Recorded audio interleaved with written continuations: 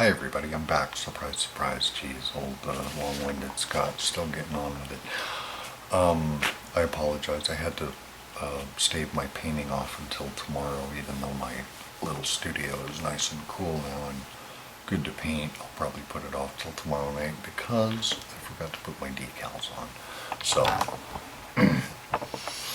I got a few of the decals on. I did not put them all on. Specifically, I did not put any of the side numbers on because they're going to interfere with my camouflage pattern.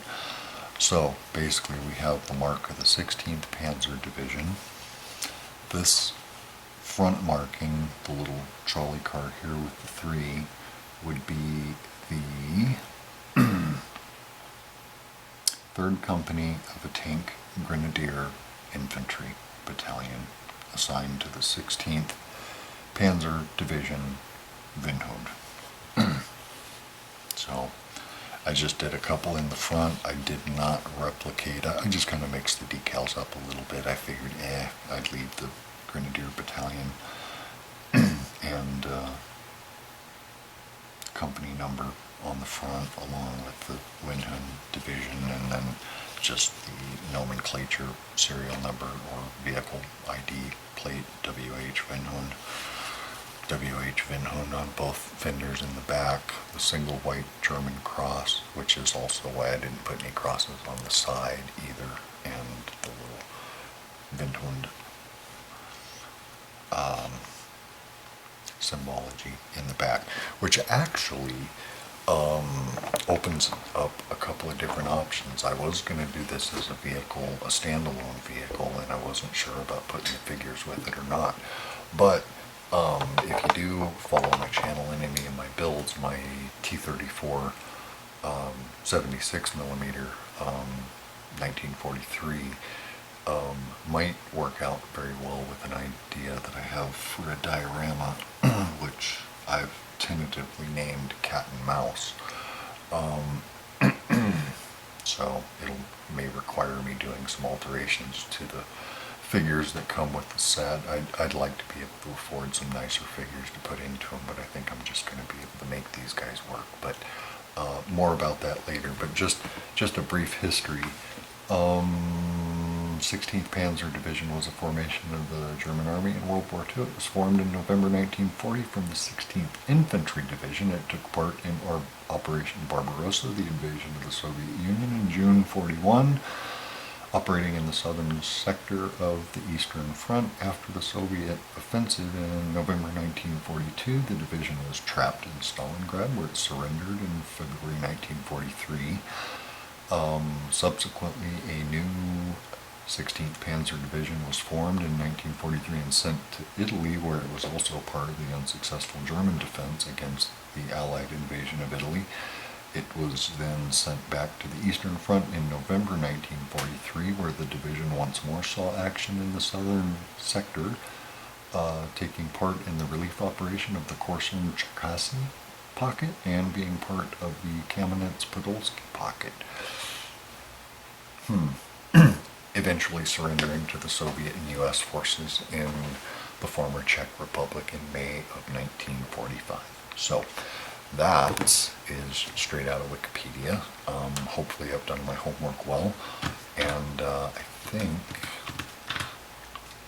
things are going to get interesting. But it's late now. The rest of the family's sleeping. It's like 1:30 in the morning, so I need to wrap it up out here and get some sleep myself and let these settle overnight. The decals aren't the best. I'm hoping another shot of microsol in the morning will allow them to settle in before I start painting, but I'm going to do that. So just another short update, another excuse. I'm just being pragmatic and procrastinating again. I could probably paint right now, but I am a little tired. So it was a busy day for me today. So I will see you guys soon, and we will paint, okay? Good night for now. I'm Scott, S3 Model Works, Scotty Scale Studio, bidding you the best. Bye.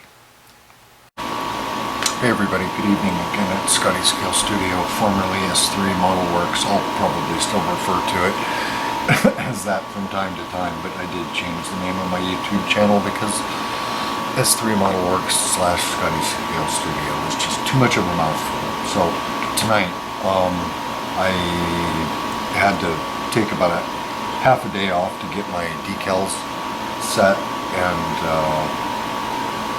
I did manage to get a little bit of my chipping attempt to work, but I pretty much outweighed my window, my time frame for chipping it properly, so I had to get in there with a real stiff brush, and I'm happy with some parts of it. I got some good results, but I figured with the hand painted camo on there, maybe I'll do a little bit of post chipping after. I'm sorry, I keep looking down here because I'm mixing up some paint on the palette, and tonight for the hand painted portion of the camouflage, I'll just be using Camo Beige Vallejo Model Air 71023, also known as hemp. It's real close to Uncle Scotty without being quite as yellow and bright. So bring it down to the bench, and hopefully you guys can follow along. I'm not going to make you guys and gals suffer through the entire painting process, provided I can get started and get some decent result while I start to get my patterns established. I'll speed it up and take an hour's painting session down to just a very few minutes. So anyway, if you guys don't remember, this is what I'm after, and this is what I'm going for. If it's a little bit sloppy, so be it. So anyway,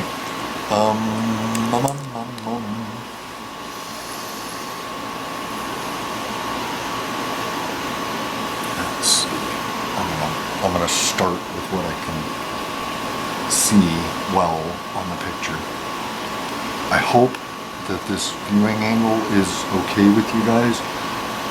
I'm trying desperately not to knock off my clearance markers over here on the side. They've already been off the model at least twice, if not 3 times each. They're broken, and whatever. So, let me get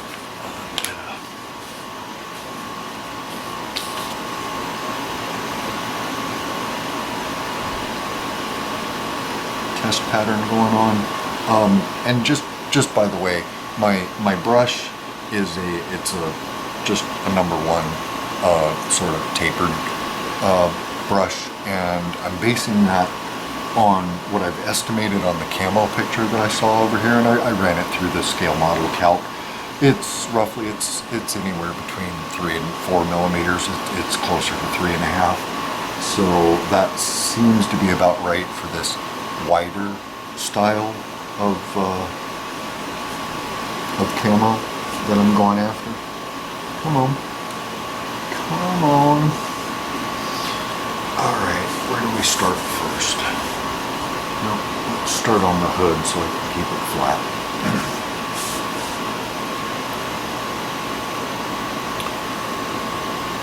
It goes straight across from that corner. I wanted a slightly larger brush because I want to be able to carry paint as far as I need it. And it looks like that's going to be just about right. So, here we go. Wish me luck.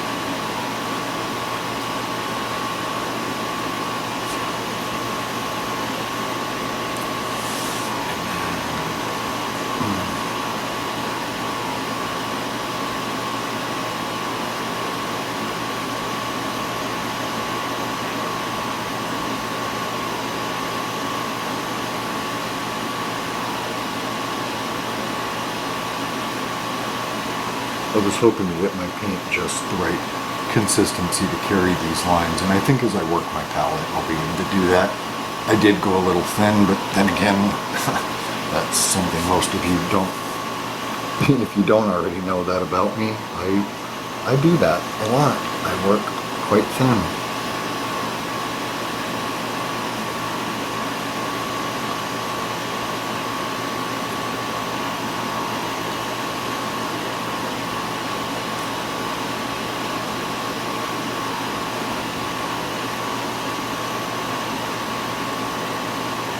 I have to keep changing angles on this. Sometimes I'll work up, sometimes I'll work down, and that's just because of the nature of the riveted surface and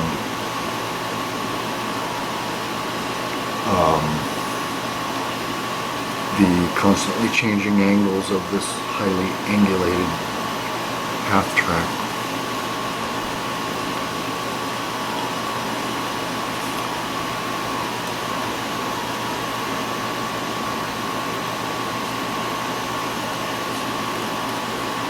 Sorry, I'm just going to work on this underside where you guys can't see, just because it's convenient for me to work that way.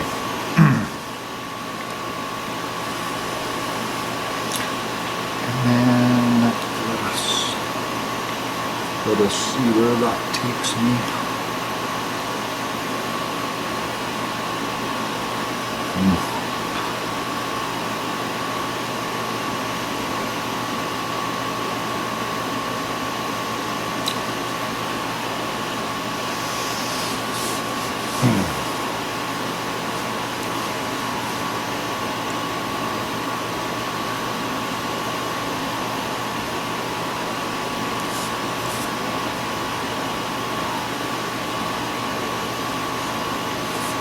It's actually tougher to follow the hand-applied camo as my reference is dictating that it is to actually paint, because as I move the vehicle around, my picture is one-dimensional, but of course the vehicle is three-dimensional, and that sort of sucks to work in that respect.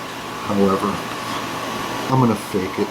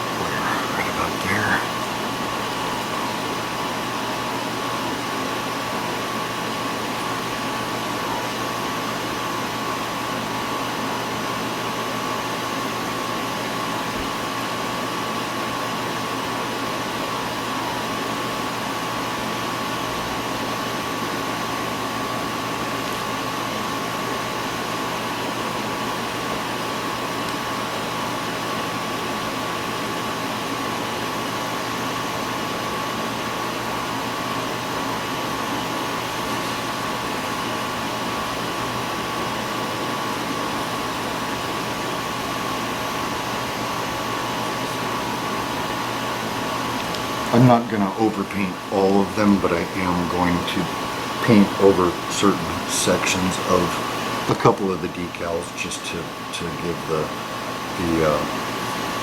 illusion that it was hand applied, probably quickly and sloppily.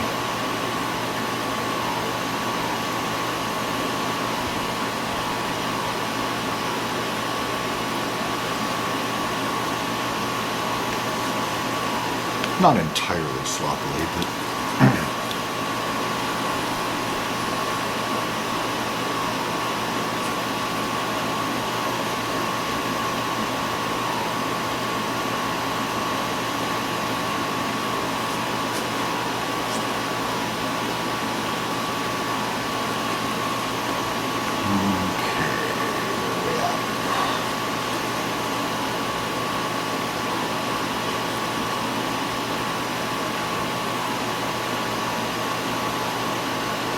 the camo does kind of start and stop in a couple of different areas, so I'm going to try to replicate that as best that I can as I move through this.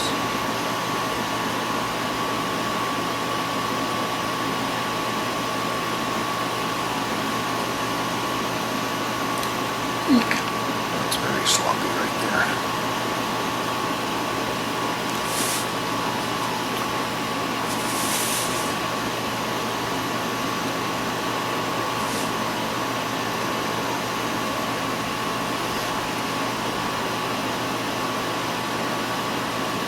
It does change with different angles and different deflections as it crosses the different portions of the vehicle. So that's what I'm trying to replicate. Sorry, I need a little light.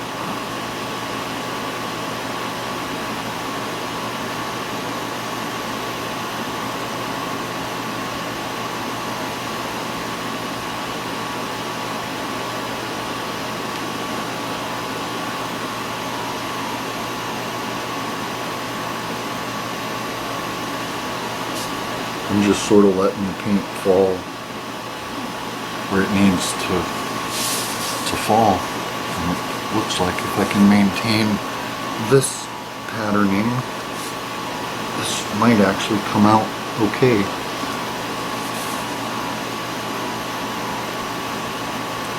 But again, the proof will be in the pudding.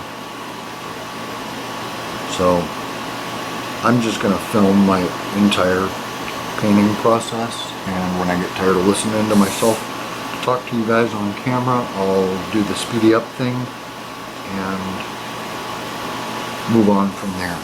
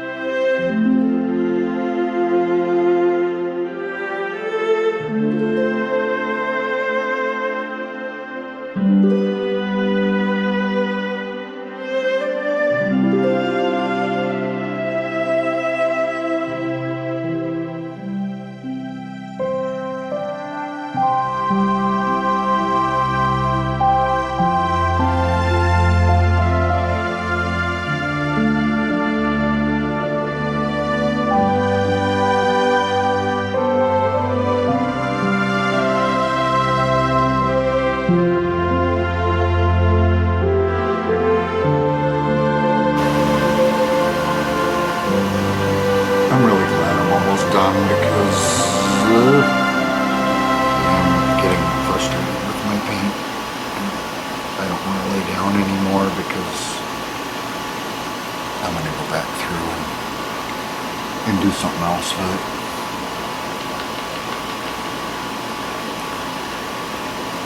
At least not highlighting my camo, but just bringing out some of the breaks in it, maybe with a slightly lighter color. I've got a lighter Dunkel Gelb.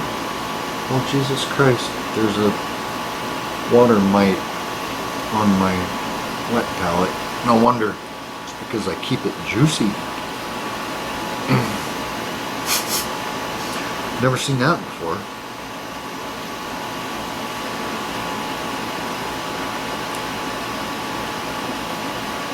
Drain please, I guess is what I'm trying to say.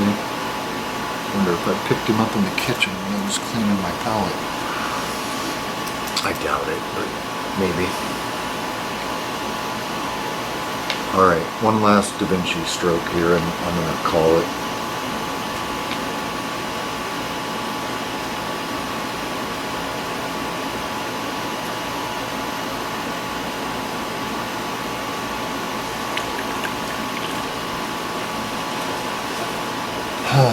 Okay. Just a second. Sorry, excuse my noise. I know my plastic on my desks is very loud. And I think I have my front microphone turned on the video camera, so hopefully you can hear me over the air conditioner. I hope. Okay. So anyway, like I said, I'm not going to be doing anything on the lower chassis at all, but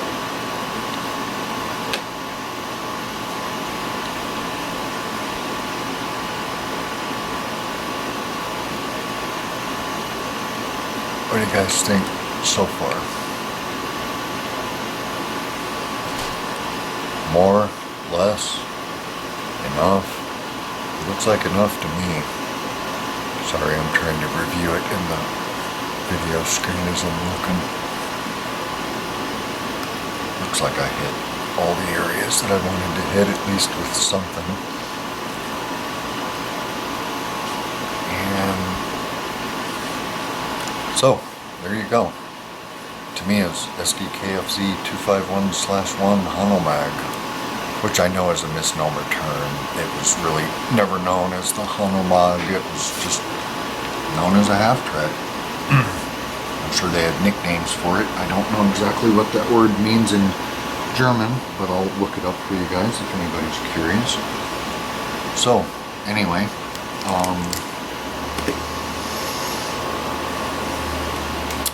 I think that's it for my painting session. I thank you all for joining me and being with me, and hopefully you enjoyed my August update. Again, I apologize because it seems like I continually work on things that you guys have already seen before, but I'm not much of a person for putting stuff on the shelf and making a bunch of shelf queens because I don't have the display space.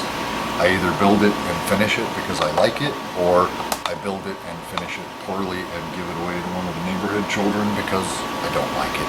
But anyway, I'm Scott at Scotty's Scale Studio. I didn't forget. So you guys have a great night, and thanks for tuning in. Like, subscribe, share, comment. I appreciate it all, and hope I'm doing a good job for you guys. And if there's anything that you dislike, anything you'd like me to change, anything I'm always open to critique and suggestion, as long as it's not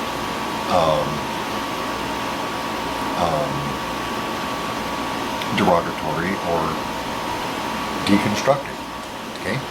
But anyway, I'm Scott. You guys have a great night. I'll talk to you real soon, okay? Bye for now.